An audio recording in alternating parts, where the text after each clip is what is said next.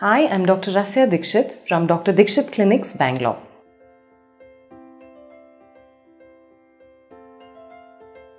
A lot of confusion exists when you go to a medical shop or to like a cosmetic shop and you want to pick up a sunscreen. Now, there are a lot of questions people ask me about sunscreens, physical sunscreens, chemical sunscreen, sunblock, then what is SPF, what is UVA, what is UVB.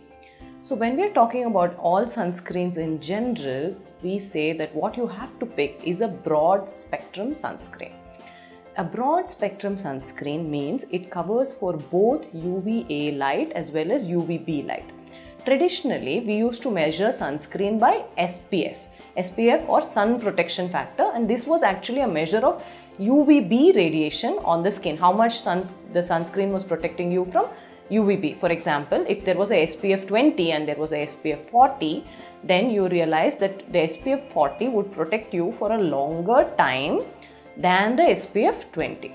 But please keep in mind again that people tend to use far less sunscreen than what is recommended. So usually we recommend a teaspoon of sunscreen for your face and neck. That is quite a lot.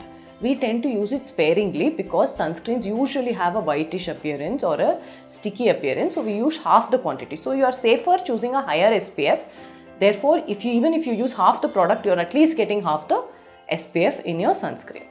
The second thing is, what is the difference between SPF and Boots rating, Boots star rating or a star rating which you see on the sunscreen indicates the sunscreen has been protecting you from UVA as well as UVB. So look for at least a 3-star rating in the sunscreen. The third thing is, what is the difference between a physical sunscreen and a chemical sunscreen? A chemical sunscreen has some part of the sunscreen has some medicine which interacts with your skin and then offers you the protection. Whereas in a physical sunscreen, it's plain and simple. There is just a particle like zinc or titanium dioxide which acts like a second skin on top of your skin and it protects your skin.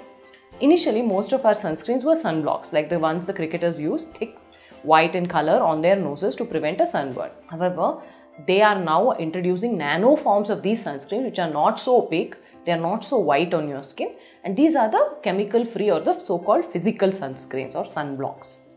When we talk about sunblocks, again we specifically insist that children below the age of 18 years use only physical sunscreen, as well as people who have any kind of allergy to the chemical sunscreen, any irritation to the chemical sunscreen, they use the physical sunblock. Otherwise, the physical and the chemical offer the same kind of protection.